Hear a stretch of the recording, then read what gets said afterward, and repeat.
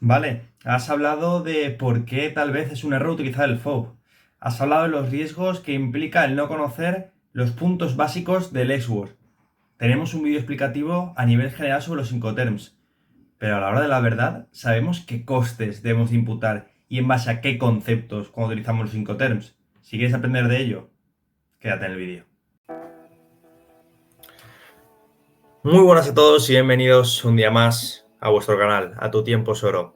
Sí, ya tenemos bastante contenido relacionado con el mundo de los Incoterms, pero tal vez seas un estudiante de comercio internacional, de transporte y la logística, estés cursando un máster portuario especializado en gestión de logística a nivel internacional, estés realizando el mismo grado universitario que yo, o incluso ya te encuentres trabajando en una empresa y tengas que cotizar como comercial un servicio a un cliente en base a un Incoterm o debas de analizar una factura que te ha pasado una naviera o una transitaria para ver si los conceptos son adecuados o no lo son. Es decir, hoy en este vídeo lo que vamos a hacer es ayudarte a entender cuáles son los conceptos clave en las cotizaciones dentro de los Incoterms marítimos, como puedes ver en pantalla. Porque sí, debemos de diferenciar entre dos tipos de Incoterms.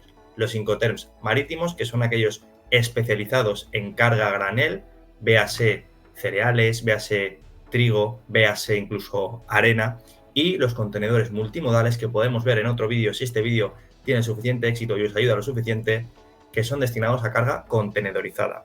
Ahora, dicho esto, vamos a empezar. Lo primero de todo es entender que las reglas Incoterms no son obligatorias. No son obligatorias. La Cámara de Comercio Internacional publica cada 10 años modificaciones de estas cláusulas que regulan, como vimos en anteriores vídeos, las responsabilidades, los costes y lo que implica asumir un Incoterm en una relación de operativa de compraventa a nivel internacional. Aún así, es importante entender que son muy recomendables a la hora de realizar cualquier compraventa con un exportador de un país o con un importador de un país completamente diferente. Centrándonos en el grano, en el meollo del asunto, debemos entender que en cualquier Incoterm marítimo se van a cubrir las necesidades que vamos a explicar actualmente, siempre desde el punto de vista del exportador. Será fundamental tener, como podemos ver en pantalla, la mercancía correctamente preparada, y es que nuestro producto, nuestra mercancía, nuestra carga a granel en este caso, tendrá un valor determinado cuando se encuentra en nuestras instalaciones. Partimos de ese punto. A partir de aquí se le empezarán a imputar conceptos conforme la responsabilidad del exportador vaya incrementándose. ¿Qué deberá hacer un exportador? Tener su mercancía correctamente embalada, etiquetada y preparada para la carga dentro de sus instalaciones, a la par que conseguir un certificado de origen expedido también por parte de la Cámara de Comercio que certifique que tu mercancía, que tu producto es de tu país y que pueda beneficiar al comprador con exenciones o reducciones fiscales en el despacho de importación en el país de destino. Ya lo comentamos en otro vídeo, el certificado de origen puede variar según el país, pero su precio suele oscilar entre los 50 y 60 dólares. Ahora, una vez ya tenemos nuestra mercancía en fábrica, tenemos nuestra mercancía con el certificado de origen y correctamente preparada para poder funcionar, pasamos al siguiente punto, y es que se realiza la carga en fábrica. Podemos cargar nuestra mercancía y a la par pasaremos el despacho de exportación apoyándonos en el certificado de origen, en factura comercial, en packing list, incluso las inspecciones fitosanitarias, en el caso de que, por ejemplo, trabajemos con palets que pasen control fitosanitario del NIM 15 para poder realizar lo que es la salida de la Unión Económica Europea, porque recordemos, si realizamos una exportación, estamos extrayendo un producto, una mercancía de la Unión Económica Europea para llevarlo a otro territorio fuera de la UE. Estamos hablando de que si fuera dentro de la Unión Europea a un país como puede ser de España, Alemania, sería una expedición, no una introducción, y tendría efectos legales en el cómputo del sistema Intrastat, pero no sería una exportación como tal. Una vez se pasa este despacho de exportación, realizaremos lo que es el acarreo interno. Seguramente nosotros, empresa exportadora, contratemos a un agente transportista, a un freight forwarder, que realice lo que es el transporte desde nuestra fábrica de origen a el puerto de origen, a través del cual sacaremos nuestra mercancía.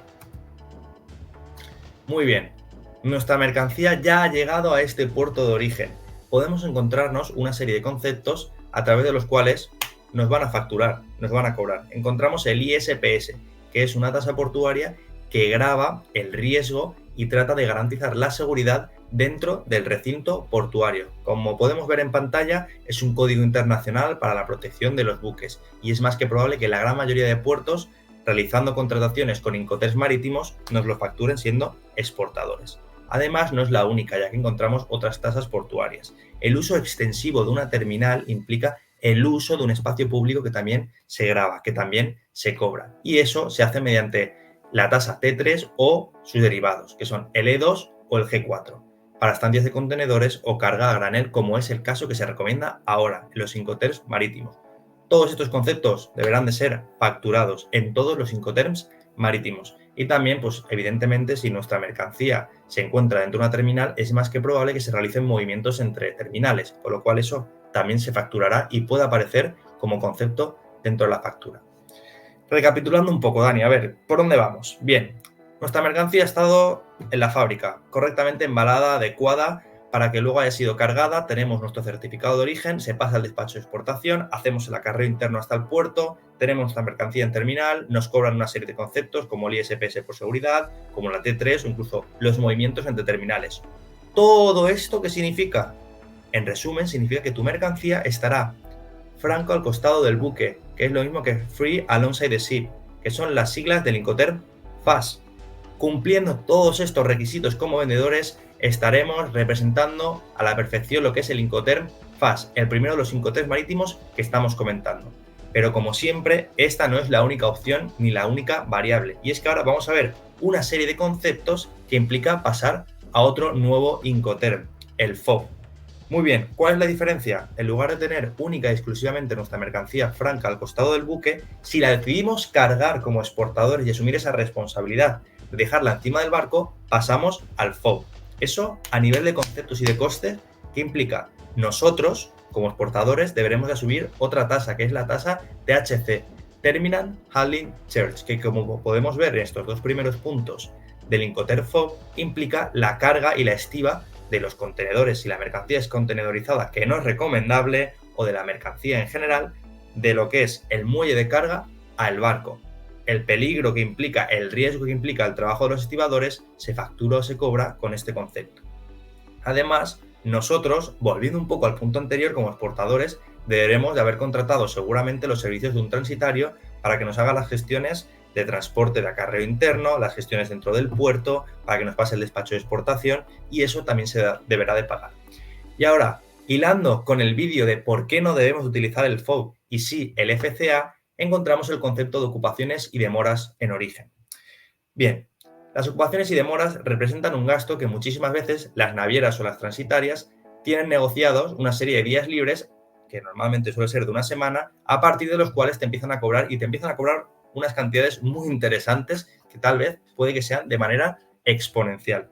Esto significa que si como exportador nosotros dejamos la mercancía en una terminal un día y la naviera por determinados motivos decide cancelar la escala, hacer un blank sailing del barco que se esperaba para cargar tu mercancía, los días que estemos esperando al próximo barco de línea que pase va a implicar una serie de costes que deberemos de subir en ocupaciones porque estamos ocupando un contenedor o una terminal o un espacio de carga que tal vez sea público y que lo podría estar ocupando otra empresa o otro particular. Y esto se cobra así.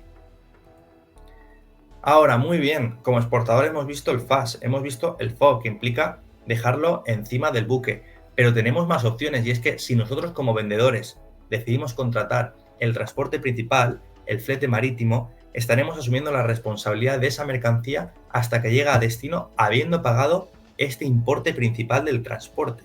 ¿Implica que solo tendremos que abonar los conceptos relacionados con el flete? No. Tenemos una serie de subconceptos que también son muy importantes de entender. Es más que probable que cuando veamos una factura de una naviera o una factura de una transitaria veamos conceptos como los siguientes: el BAF, el Bunker Adjustment Factor. Esto, a ciencia cierta, a la hora de la verdad, ¿qué significa? Significa que te están cobrando un concepto relacionado con la variación de precio de los combustibles. Se basa en el índice del crudo. En comercio internacional, los transit times, igual de España a China o de China a España, pueden ser de 30, 35, 40 días. Sé que siempre pongo el mismo ejemplo, pero creo que es bastante ilustrativo. Y como hemos podido ver en estos últimos años, con guerras, pandemias, canales de Suez atascados, pueden pasar mil historias y lo que hoy es blanco, mañana tal vez sea negro. con lo cual las navieras y las transitarias se cubren las espaldas con este recargo por la variación del precio del combustible.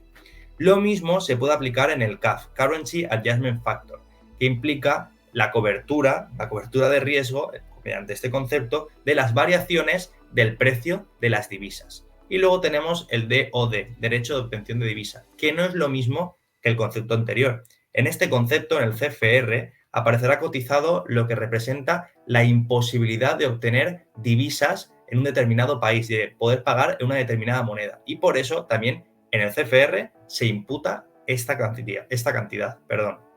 Además, como es lógico, estamos contratando ahora el transporte principal, es decir, a nosotros se nos lanzará el documento de transporte, en este caso un Bill of Lading, a nuestro nombre, siendo nosotros el expedidor, el remitente y poniendo el consignío consignatario al importador final. Y nosotros deberemos de abonar las cantidades correspondientes al transitario, que además de hacer seguramente el acarreo interno, pasar el despacho de exportación, realizar las gestiones en terminal, también le tendremos que pagar lo que es el flete principal que lo ha contratado a nuestro nombre.